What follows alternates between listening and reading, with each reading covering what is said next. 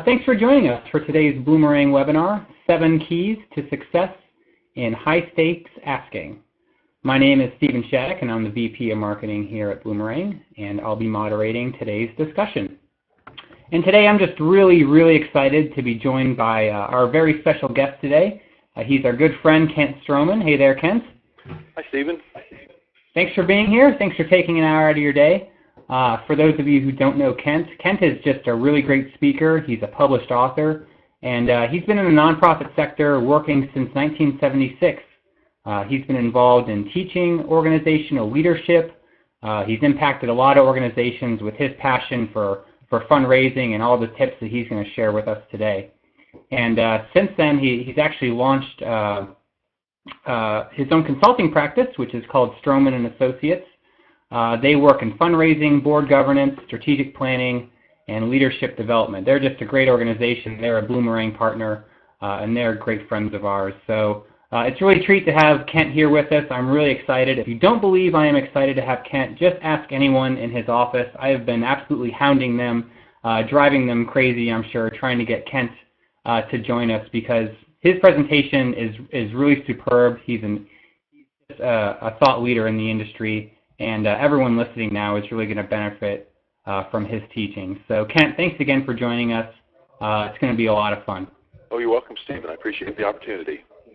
So what's going to happen here today is Kent's going to kick things off. He's got some slides to share with us. He's going to run through his presentation. And then when he's done, we're going to jump right into an interactive question and answer session, as we always do on our webinars.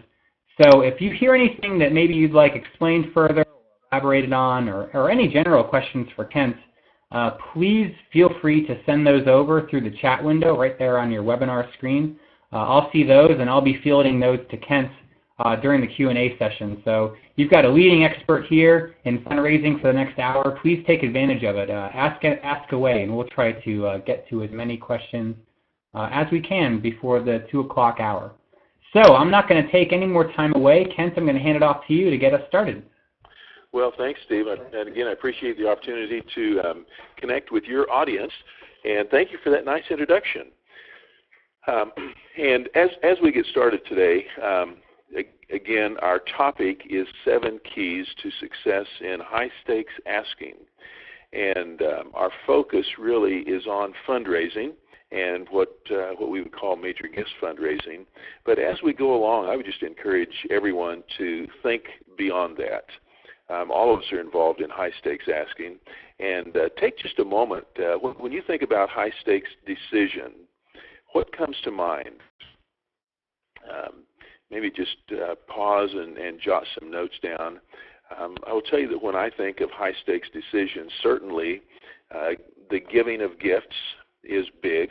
I will tell you that yesterday I received a request, which for me was kind of a high-stakes ask. I was invited to chair the governance committee for a board that I serve on. It may not seem like high stakes, but if I'm going to do it, it's going to be something that I'll take seriously. Other things that come to my mind would include asking for a job, perhaps asking for a promotion, a raise, a new career opportunity, maybe an opportunity of any kind. Here's another one. How about asking for someone's hand in marriage? But as you think about a decision that has big consequences, could be any number of things. And so we'll like I said earlier, we'll begin primarily focusing around the idea of fundraising. But when we're involved in high-stakes asks, my suggestion is that first of all, we begin by answering the question, why? The decision, one that has high stakes behind it. And think about the why behind your organization. What is your purpose? Why does your charitable organization exist? And as you think about that, I always encourage that we put a name and a face on the mission. If you can convey to your audience the really heart of your mission, or the core, who it is we serve, how their life is different as a result of of our work, our mission, our ministry, what have you. That's the why. When I think about my own situation, I'm going to just share something that's a little bit of a personal nature, but I'm going to share with you my why. So you probably saw on the earlier slide that my purpose in life is to equip, inspire, and encourage. That's a big part of the why of my life. That's my purpose. And then you see my passion. And I do have a passion for high-impact fundraising, not just getting by. And so many times the organizations that we encounter, their definition of success is kind of doing what we did last year, maybe a little bit better, 1, 2, 3, maybe 5% increase. But my passion is really for high-impact fundraising. And the definition that I would put behind that is one where after a gift is made, that there's a celebration on the part of the one who is giving and those who are receiving. So that's my passion. My vision is to equip the next 2 generations of fundraisers for true success. And by fundraisers, I mean both professionals and volunteers. I'd be interested to know of those who are online today. Right now I see there's 114 attendees. Would be interested to know how many are professionals, do this for a living, how many are fundraisers, how many are volunteers. I guess all volunteers maybe are fundraisers, put that together. But that is just a glimpse into my why. But by understanding my own why, or in your situation, understanding your why, puts us in a position really to communicate effectively when the stakes are high and when it's time for a major decision. And so let's move on then to tip number 2, or key number 2. And that is, when we are doing high stakes asking, adopt a process that works. And there are a lot of different processes that can be used, but for whatever the decision is, I find it's helpful for us to define a path between the beginning and the end. So we think about the alphabet. How do we get from A to Z? Well, fortunately, in school, each of us learned the alphabet, a little song that goes with it. I'm going to be merciful and not sing that song to you. But when you think about that sequence, is there a process that you have that helps serve your interests and the interests of those that you're approaching in fundraising, a process that really works? I'm just going to share an example of something that's been very effective in our work. We call it the 10-step staircase. And if you'll notice at the top, there's a door at the top of the stairs. It's marked yes. And in fundraising, of course, we want to see that yes door open. On step number 10, you'll see it's identified asking. And yet there are 9 steps that precede that. So picture yourself with me, if you would, at the foot of those stairs in the stairway, wanting to get through the yes door. Now, if we were in person, you would make an immediate recognition that my legs are longer than a normal person. And, I can take steps 2, maybe 3 at a time. If I really take a run at it, I might get 4 steps at a time. But no matter how big the step is, I can't get through that with only 1 step. And that's the way that I find that it works also in major gifts fundraising. It takes more than 1 step for us with our prospective donor to get from nowhere to somewhere. And so we've broken these 10 steps down, as you can see, getting acquainted, introducing the project on step 2. On step 3, it says we're asking about giving. Step 4, asking about purpose. 5 is asking about form. And then 6, that's a big one, asking about amount. And by the way, we believe that the answer to all these questions belongs to the donor, not to the fundraiser. And so in our approach with our philosophy, we never show up and say, hi, we've decided that you should give a gift of X. Rather, I want to engage the donor in the process and ask them, what's your definition of success for this? Where can you see yourself being involved? And then we move on up to step number 7, where we're asking about timing, and then on 8, naming if that's appropriate, and on step number 9, deciding. How do you go about deciding on something like this? And then at step number 10, we're actually asking for the gift. Now, the point in all this is that we have a process. And when there's a process in place, number 1, it helps me know what I should expect of myself. And secondly, it helps us to be able to assist donors as they make their decisions by giving them an idea of what they should expect.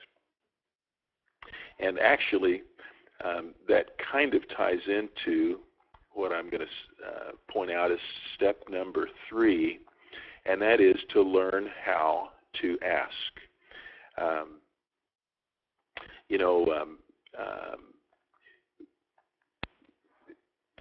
Once you identify a process, even if it's the one I just pointed out, it's one thing to see somebody else's process, but whatever you choose, make it your own. Let it kind of belong to you and be comfortable for you. And so that's really a lot of what key number 3 is about when we talk about learn how to ask. We're asking for a decision. And so if you're going to be effective in learning how, in my experience, it's essential that you would equip yourself by someone outside yourself. Now, I don't know about you. Some people are identified as fast learners. Some are slow learners, and then there's some others that maybe just aren't learners at all. Those people I don't think are on the phone today. But whether fast or slow, the assistance of somebody else in the training and equipping process is essential. I want to commend all, 128 now, all 128 people who are on today's webinar. I want to commend each of you for taking the time and making the investment to enhance your asking abilities. Let me just give an example again of a way to equip yourself to learn how to ask. And you see on the screen there the Institute for Conversational Fundraising, and you can see what our mission is, equipping leaders to dramatically transform their fundraising results. A variety of ways through which we do that, but I will tell you the most impactful is shown on the right-hand side there. It's the Asking Academy. And this is a very in-depth program. It spans 5 months, but right at the core is a very in-depth, on-site, person-to-person, what we call the summit, where we're not only learning about what to do, but we're actually doing it. We're practicing. We're getting evaluation from others. And so when you think about learning how to ask, this is just another example of some of the kinds of tools that are out there where people who have accomplished and created success in their own life are able to share and learn from each other. So let's move on now to key number 4. And we find that we can be more effective with asking if we will practice not asking for the decision. Now, there's a time to ask, and there's a time to not ask. One of the problems that many fundraisers encounter who talk to me is all they know how to do is ask for gifts. And if all we do is ask for gifts, we are unfortunately not equipping those who we would serve with the opportunity to have input into the process. And I'm just going to share this saying. I'm sure many of you in fundraising have heard this before. The longer I live, the more on target I believe this is. And the saying goes, if you want advice, ask for money. But if you want money, ask for advice. Now, perhaps you've had the experience that I have. Walk up to somebody and I say, hi, my name's Kent. I work for XYZ charity. We don't have any money. You do. Can we have it? So all of a sudden I've asked for money. And immediately the response that I get is, well, I'll tell you what, young man. Well, I guess nobody says young man anymore. But I'll tell you what. And they go on to give me some advice. It may be advice that I was looking for, maybe advice that I would never have asked for. So we ask for money, we get advice. And yet on the other side of that equation is, if you want money, ask for advice. So what kind of advice do we ask for? These are examples of not asking for a gift. So I will ask for advice along these lines. We've envisioned a major capital fundraising project. You've supported us in the past. You've been very engaged, not only financially, but also by sharing your thoughts and your input. This is another one of those times when I would love to hear your thoughts with regards to our plans, so that as we refine them going forward, we'll have the benefit of the thinking of someone who's outside our organization, outside the boardroom, what have you. Great example of asking for advice. And the neat thing that happens when we do that is the advice giver, in essence, gets up off of their side of the table, walks around to our side of the table, and essentially they join our team. So as is the case with each of those 9 steps before asking on the staircase, we're practicing not asking for a gift or not asking for a decision. Another example of not asking for a decision is what we use with every major ask in fundraising is a very simple gift proposal. And so one of the ways that we don't ask for gifts is early on during those cultivation visits, the get acquainted or advice visits. One of the things that I want to ask early on is, may I have your permission to prepare a gift proposal that would be exactly right for you? And then I'll follow that up by saying, what I'd love to do is to engage you in dialogue about the project, to the point that when I do have a gift proposal, it's one that would be shaped by you as a result of your input. So I want to understand what your priorities and preferences are, where this fits in your overall scheme of things.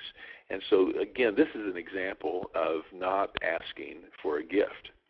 And so we have, in that sense, reserved the right to ask later, which allows us to simply discuss, converse beforehand, so that when it is time to do the then asking, we're doing it on a very intentional and well-informed basis. So key number 4 is to practice not asking for the decisions. Now, with that, I'm going to move on to, this is familiar, right? We just looked at the 10-step staircase earlier. But again, just want to underscore that there are 9 steps on here that are steps for not asking for the decision. They're asking about input that will go into that decision. The key, in order for this to be effective, is we have to be sincere. And one of the things that I would request, and that is, if you can't be sincere in asking for advice, in asking for feedback, and eventually be sincere in asking for a gift, there really is no room in our profession for insincerity. And so if you can't do that, please find a job in some other sector. I'm sure there'll be a place for you there. And so with that, let's move on to number 5. And on this, we call it put time on your side. So the question is, when it comes to high stakes asking, how much time do we have in order to get to a yes decision? Let me just share a story from my adolescence. I was in a hurry. I wanted to borrow my dad's car because I had a date on Friday evening, and I was just thinking how impressive it would be if I showed up in the family car instead of my 1951 Chevy sedan. And so, actually I'd never borrowed my dad's car before, and I don't know if I'd even had a date before, so it was kind of a big deal for me. And so it was Monday night. My dad was watching Monday Night Football, which he loved to do, and I was sitting there in the living room on another chair watching him watch football and trying to summon the courage within me to ask him, could I borrow the family car? So I sat and I watched him watch the football game. And back in those days, there wasn't the kind of remote control that we have today. Actually, I was the remote control. He would say, I can't change the channel. And so I'd go up and twist, changing from one channel to the next. Fortunately, there were only 3 options, so that didn't take long. If the sound was too soft or too loud, I was the remote. I'd get up and twist the dial for the sound control. If necessary, might even have to adjust the rabbit ears on top or move the aluminum foil around to catch a signal a little bit better. So I waited, and finally a commercial came along, an advertisement, and so I jumped in with both feet, and I asked my dad, could I borrow the car Friday night?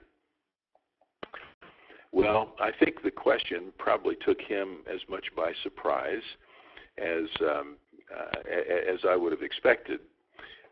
But it switched back to the football game, and he didn't respond. And so I waited and I waited and I waited, and pretty soon another commercial came on. So I said, how about it? Can I borrow the car? And my dad turned, and he said to me, he said, Kent, how soon do you need a decision?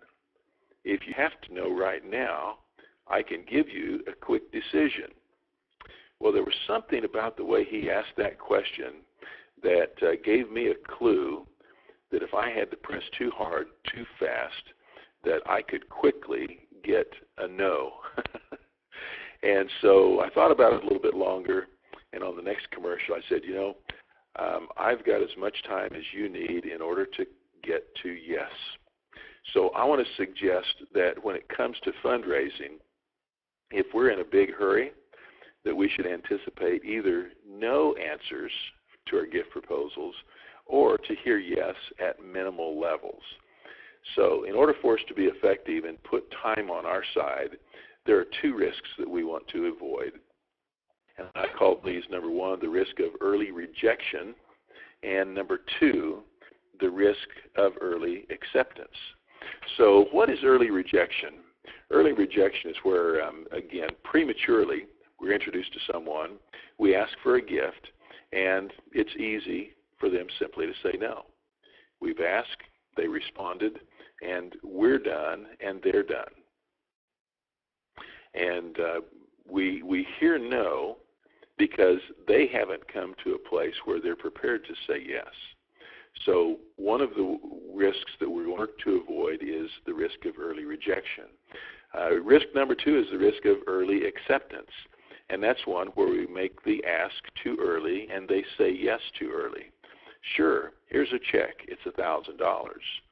And we think, my goodness, they could easily have given $100,000, perhaps $1 million, but they wrote us a check for $1,000. Well, tell me this, if a prospect with that capacity has given it that in response to our request, how soon can we go back and ask for the rest of the zeros? I'm going to say not soon at all and not easily. That would require a great deal of delicacy in order to do that anytime. And so the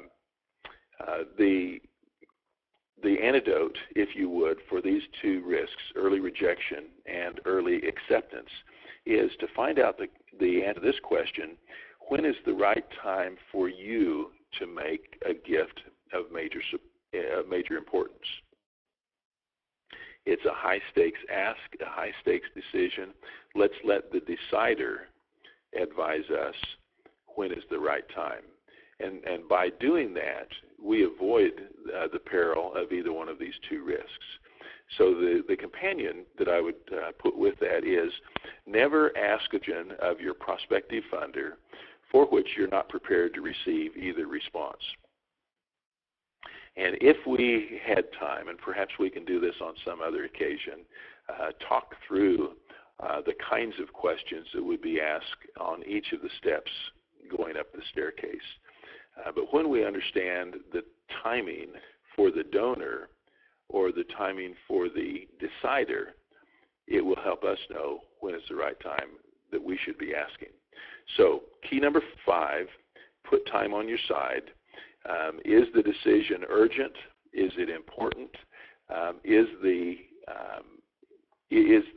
timeline in line for the person for whom we're asking? So let's move on now, if we could, and that is to go to key number 6. And when we think about 7 keys to success in high-stakes asking, we one of those, the barriers. What are the barriers to high-stakes asking? Well, over the last, let's see, not last year, but the 2 years before that, I had the opportunity in a variety of all across the country to ask fundraising leaders this question, the question you see on your screen. What is your biggest obstacle to success in one-on-one fundraising? Kind of open-ended, but I was very interested to hear the variety of responses that might come from that. What is your biggest obstacle to successful one-on-one fundraising? So over a period of 2 years, I got responses to that question from 456 fundraisers, some volunteers, some professional staff. And as you can see, they couldn't all give me only one answer to the question. Those 456 people provided 582 responses. And we boiled those responses down into 33 categories, actually 34 if you include the favorite, which is called miscellaneous. But I will tell you that those categories surprised me. And let me just share those with you briefly. As you look at the screen, you will see how that breaks out. And in fact, if you want to see a more in-depth discussion of these obstacles, and not just the obstacle, but the solutions that pair with them, a big part of this is included in the second edition of my book, which just came out last month. And the title of the book is Asking About Asking, Mastering the Art of Conversational Fundraising. And in the book, you'll see again the categories that are on your screen right now. I'll tell you what I expected. From earlier response, I expected that the number one category was going to be fear. And it ranks quite high, but you'll notice that there are 3 other obstacles that were rated even higher than fear. One has to do with time. Another one has to do with prospect identification.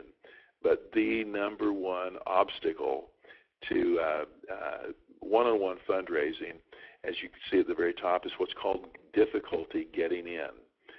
Answering the question, how can I connect with people that I'm not either already connected with or that are busy enough that it's easy for them to say no when I reach out to them for a cultivation visit or a solicitation visit. And so here's what I want to say first of all. Whatever your obstacle is, you can rest in confidence that you are not alone. You're in great company, and you can see any number of obstacles that your peers, your colleagues face. And so don't let your circumstance feel like you're the only one. But the fact that you're not alone, there's still an obstacle. And so the question is, how are we going to deal with those obstacles? A couple of the ones that I just want to mention in particular, I'm going to just handpick 5 of them from the top end of this scale. One is, and this is a big one, it's called relationship deficit. And we have a relationship anytime that, we have a relationship deficit when there's not enough relational capital built up to carry a conversation, a contact, or an appointment. What's an example of that? Let's say there's someone who is a philanthropic individual. They're known throughout the community as being generous and passionate about various charitable causes. And so we come up with the idea perhaps they could, should, might support our charitable initiative. And somebody says, well, why don't you go call on them? All of a sudden I think, I don't know them and they don't know me. Well, that's an example of a relationship deficit. And whether I'm in a professional capacity or a volunteer role, I have nowhere to go. And in fact, just yesterday I was working with a very, a group of fundraisers who are very dedicated to expanding their skills. And we started thinking about some ways that we can create relationships even before they're needed. In fact, it reminds me of a quote that I heard recently attributed to a man, and he said, he described someone as a person who dug a well before they needed water. Well, if we wait until we need water to start digging a well, we're going to get thirsty and stay that way for a long, long time. And I'm going to say the same thing happens in our relationships. If we wait to create a relationship until we need to ask someone to assist us with something, we're going to be far behind time. That's one of the obstacles I wanted to mention is relationship deficit. And let me encourage each of us as fundraisers, as volunteers, and as individuals involved in various walks of life. Be intentional about your relationships. Look for ways to meet people that you don't already know. Allow others the opportunity to get to know you. Put that know, like, and trust factor on your side. People want to do business with people they know and they like and they trust. And so if you aren't known, you can't be liked and you won't be trusted. So essentially building up your relationships. The second one I want to mention is conflicting priorities, and that's a big area of obstacle. And one of the things that surprised me when that popped up was that oftentimes the conflicting priorities that are inhibitors to major gifts fundraising exist inside the organization.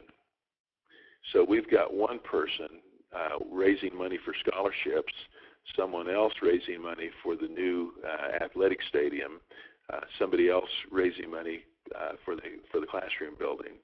And those conflicts of priorities get magnified when we push them out into the philanthropic marketplace.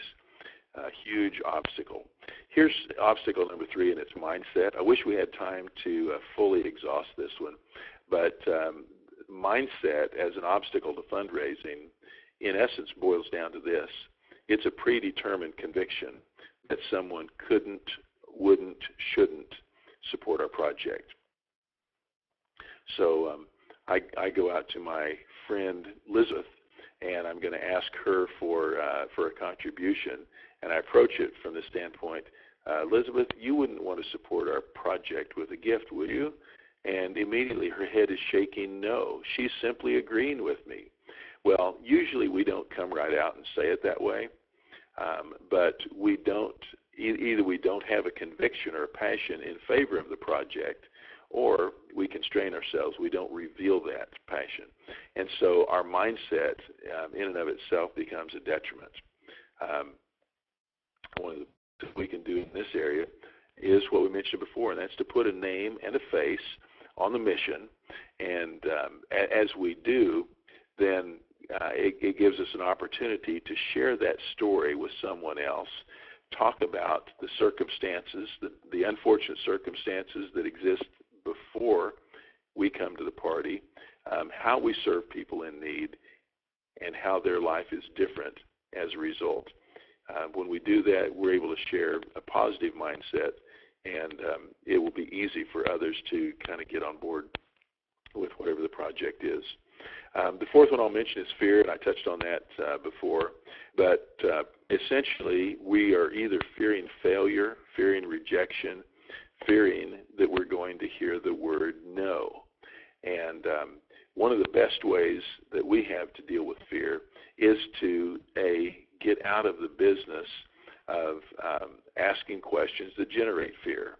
And so rather than just showing up and jumping to step 10, asking for a generous contribution, instead, we want to ask people if they even have an interest in what we're interested. If they don't, let's bless them and send them on their way. Perhaps even help them find projects, priorities that do fit their preferences. And my experience has been, if we pursue a relationship rather than pursuing a transaction, it will almost automatically remove the fear in and of itself. And then number 5, which I mentioned earlier, that's difficulty getting in. And probably the number one tip that we can give as it relates to overcoming that obstacle is to engage others in the process. We recommend always using a call team that consists of the CEO of the organization and then someone who is in a peer role with the prospective giver. And so if as a fundraiser, if I'm asking somebody to come to a cultivation lunch, that invitation is going to come across very differently than if I am if this is a business and more of a peer relationship where the invitation is coming and the CEO is going to join us. The whole topic of difficulty getting in is almost inexhaustible, but hopefully you get the idea of some of the examples that go with that. And so again, just to recap, we've said that we want to bulldoze the barriers, identify the barriers that stand between you and success in high-stakes asking. Once you identify it, come up with a strategy for removing that obstacle.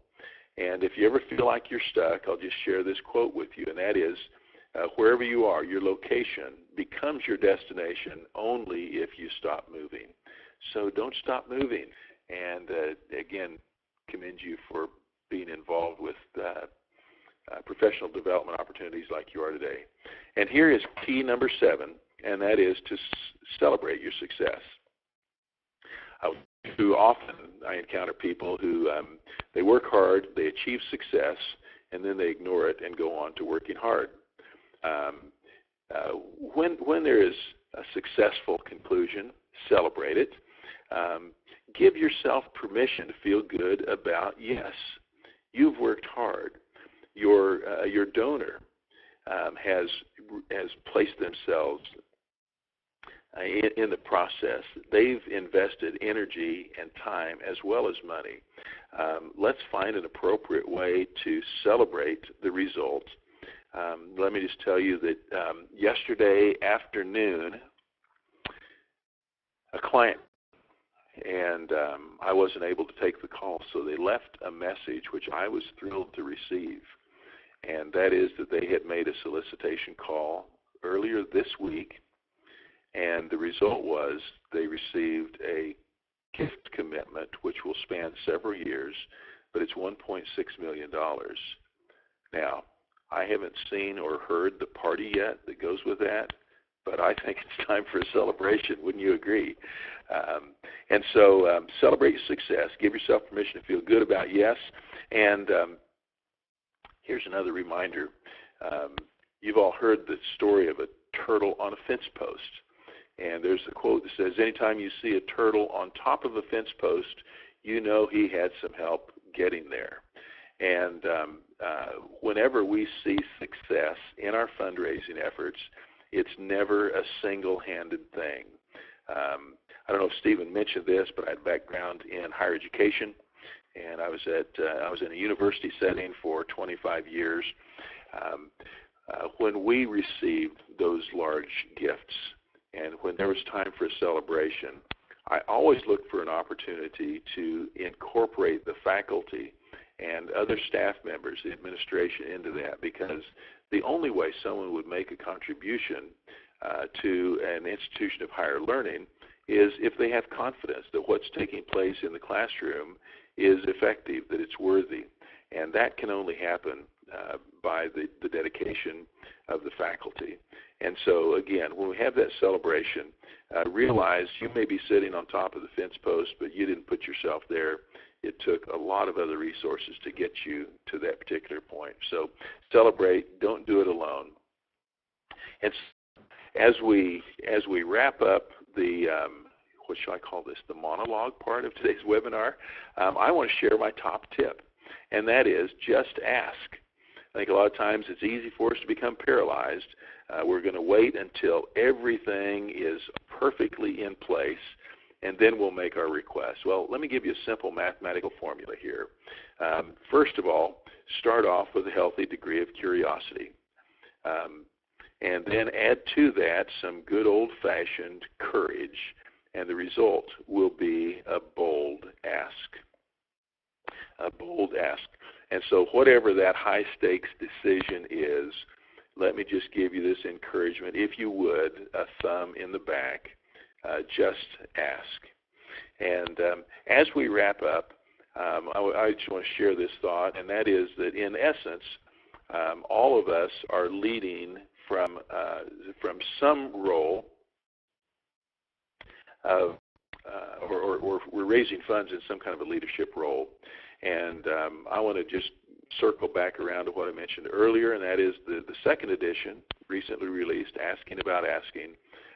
If you don't already have the book, get one. They're available at Amazon, at Barnes & Noble, or from the publisher at Charity Channel.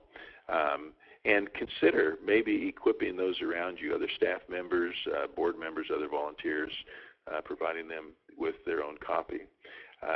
So as we wrap up, I want to encourage you to identify one thing, just at least one thing that we touched on today that you would say, this is something I can put to work in my own life, in my own fundraising activity.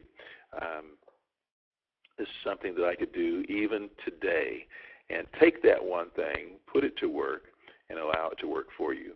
As I wrap up my comments, I just want to share this as a matter of perspective, and that is that people are more important than ideas.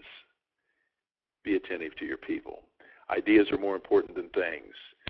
Don't let things take the wrong place in your priorities. Things are more important, I think, than nothing, and nothing is more important than love. And so as you go out in your work, in your life, let love guide you in your activities. And with that, I want to say a big thank you. And then, Stephen, I think you're going to field some questions for us. Yeah, I mean, thank you, Ken. You just shared incredible knowledge with everyone listening. I mean, that was a great presentation. Thanks so much.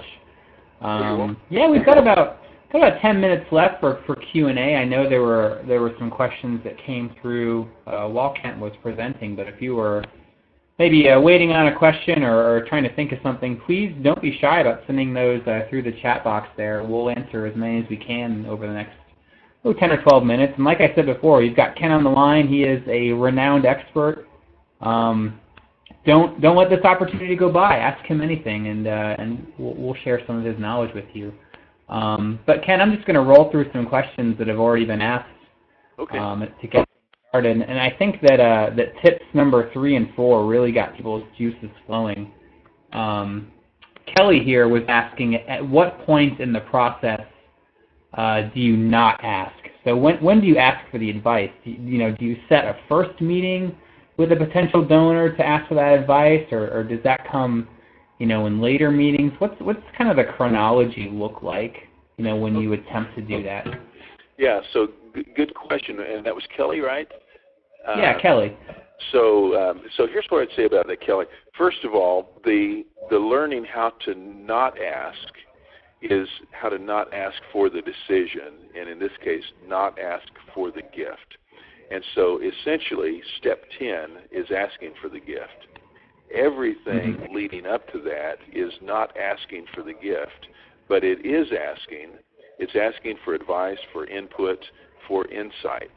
And so all along the way, you're going to be asking. You're just not going to be asking, can I have a check? I will tell you that in that process, one of my favorite questions actually occurs on, well, this is so small I can't read it. I think it's on step number 4. But it's asking about purpose. And one of the questions that I love to ask is, what would you like your gift to accomplish? So I'm not asking for a gift, but I'm asking about a gift. And when I ask a question like that, the answer that I hear almost always reveals the soul of the giver. And once I can get a glimpse into the soul of the giver, it makes all the difference in the world in how and when that we ask for the gift. Mm-hmm. Hey, I absolutely love those guiding questions that you've been suggesting. You know, what would you like that gift to do, and when would be a good time to give? Those are awesome guiding questions that hopefully people will start using that have been listening. So we've got another question, came from Angela, and literally as soon as she typed it out, I was thinking the exact same question. She asks, what clues do you look for when you're trying to decide when the right time to ask? So, you know, you were a higher ed fundraiser for 25 years. I'm sure you took a lot of meetings. Was there ever an instance where you were in a meeting and you were talking to the potential donor and you could kind of tell that maybe this was not the right time or this was the right time to ask? You know, what were those sort of clues from the other person, if any? Okay, so Angela, that's a really good question. And in responding to it, I have to tell you this. I've come to be very suspicious of my detection of clues. And Stephen, the way you laughed, I think you must have some similar experience. Oh, yeah, absolutely. But almost any time I respond to a clue, I'm more likely to misinterpret than to correctly interpret. And so, yes, we want to be actively listening, but rather than acting on clues, what I'm going to do is ask about clues. And so, for example, I'll give you a real life response to that. I was working with a gentleman who, for a variety of reasons, it was crucial that he make his gift commitment to a major campaign that we were involved in. And so there's some urgency behind this. And he says, well, this was a conversation taking place in January. He said, I can't make my pledge until after I get with my tax guy. That was his words, my tax guy. And so so now keep in mind, I'm a CPA. I kind of have a little bit of understanding of this tax scenario. This was in January. And so I was immediately inclined to take that clue and interpret it and come up with an answer for him. The question is when. Now, if you were to hear a comment like that, what would that mean to you? Naturally, I would think, well, he's talking about tax guy, April 15th. But I just asked, I said, his name was John, so I said, John, I got to ask, when you say get with your tax guy, are you one of those early filers, one of those overachievers that at the end of February 1st, or excuse me, end of January 1st to February, you're going to be getting with your tax guy, or you're going to do it on schedule sometime around the middle of April, or are you going to file a 6-month extension and get with your tax guy about 10 months from now? And of course, we chuckled a little bit about that, made it a playful inquiry. But he went on to say, you know, we'll be getting together sometime late March, early April. So I want to listen for clues, but then ask for confirmation. And probably the most blatant ask, if you would, is at the on that step. I think it's step number 7, where we're asking about timing. And the way that I like to ask that question is, John, Louise, what we're talking about here sounds like a major decision for a gift of this magnitude. When would be the right time for you to make that kind of decision? And then let them answer it and respond to their timetable rather than superimposing our timetable on them. So maybe not rush to interpret those signals, but maybe just ask the question. That's pretty good advice. Thank you. We've got probably about 5 minutes more for questions. Got a couple here. Phil was wondering, is there a rule of thumb on how to determine the size of a gift?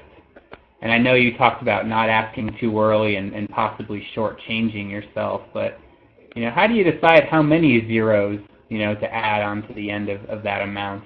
To use your word. Phil, I love your question, and to me, the question about amount and what amount to ask for, I think is a prime example of a mistake that we make, and that is the belief that we should answer the question. And I know that there's a prevailing philosophy in the fundraising profession that says we should show up and decide in advance. We're asking them for $100,000, $1 million, $10 million. I believe that's a big mistake. I think it's the wrong person answering the question. So, in response to your question, we always work with a gift chart.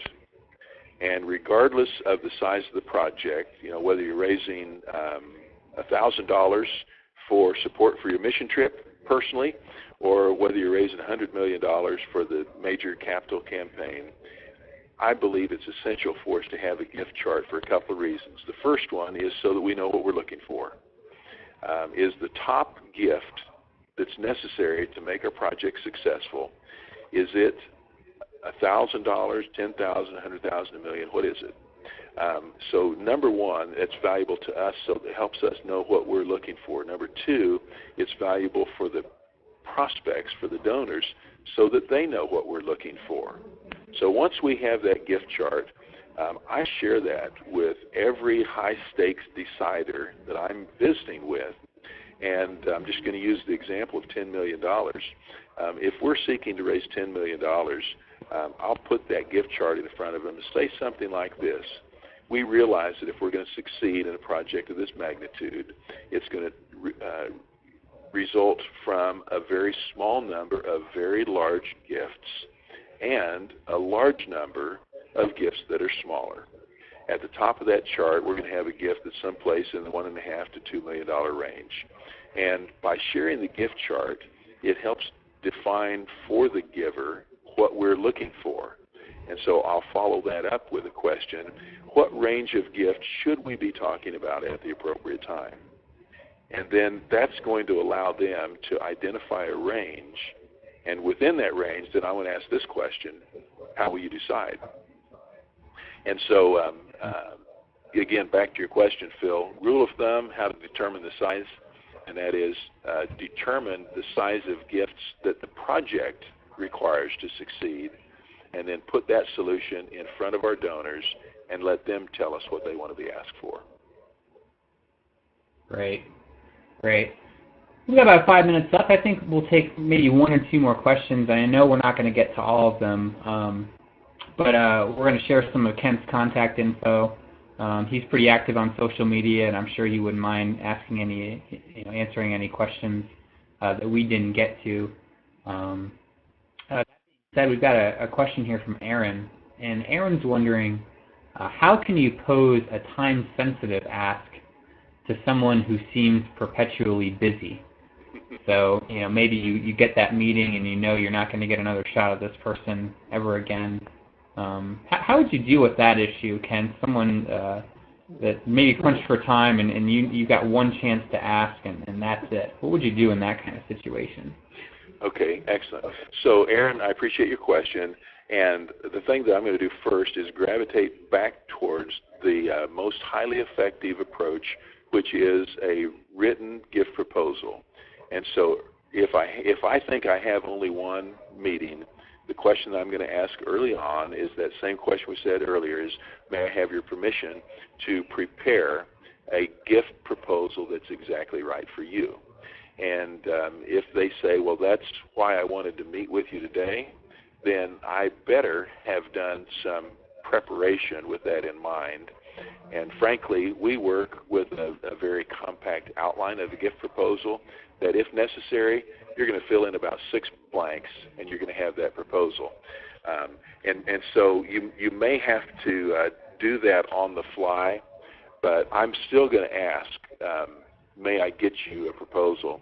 And in my experience, almost always they're willing to say, yeah, but I need it right away. And so I'll just ask, what is right away? Are you talking later today, by the end of the week? What do you mean by later? But if they insist, you know, you've got audience with me right now, I don't have time for another meeting, I'm not going to open your next email, then I'm going to have in my pocket an outline that has enough of the basics that I can take a pen and, as we visit, fill in the amount, fill in the timeline and so forth, and put that in front of them. The reason the written gift proposal is so important is it tells everybody what it is that we're agreeing or disagreeing around. And so many times that's missing. And another thing I would just share is, and Stephen, you've done a great job of maximizing our time. We obviously have a time limit, but I would invite your attendees to visit kentstroman.com or conversationalfundraising.com, and there's a platform there where we can dialogue further. If you have questions, feel free to contact me, and I'll be happy to respond to them. Yeah, great, and I'll return that compliment to you, Kent. You actually answered a question, 2 questions with that one answer. So good job by you there. That was nicely done. Oh. Yeah, that was great. I know we're approaching the 2 o'clock hour, and I want to be respectful of Kent's time and all the listeners. I know we could probably spend 4 or 5 hours talking about this stuff. I know I could. I'm sure Kent could as well. But we do want to wrap things up. And just so everyone knows, Kent's contact info is there on the screen. Reach out to him. Check out his website. There's a lot of good resources there. Check out his book. I know that's a great read. That comes highly recommended by a lot of our friends and partners as well.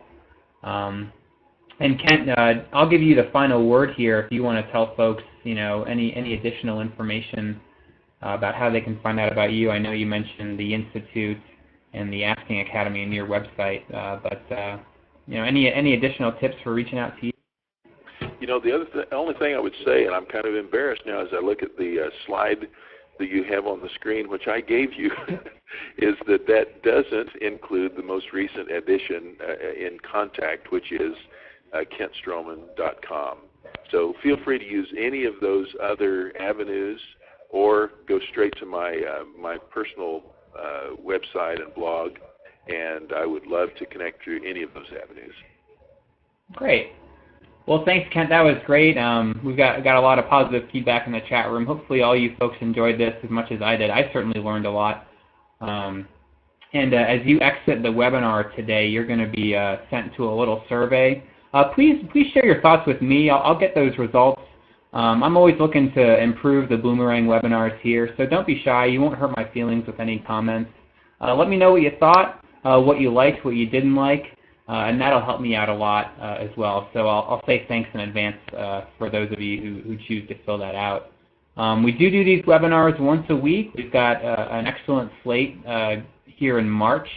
One I wanted to highlight really briefly is a presentation that's a little unique for us. It's geared towards nonprofit consultants. It's not necessarily geared towards fundraisers at nonprofits, but maybe folks who have businesses or independent consultancies. You're going to hear some advice from Linda Lysakowski and Susan Schaefer. They're going to share some of their tips from the Nonprofit Consulting Playbook, which actually Kent was a contributor to. That's also an excellent book. You can check that out.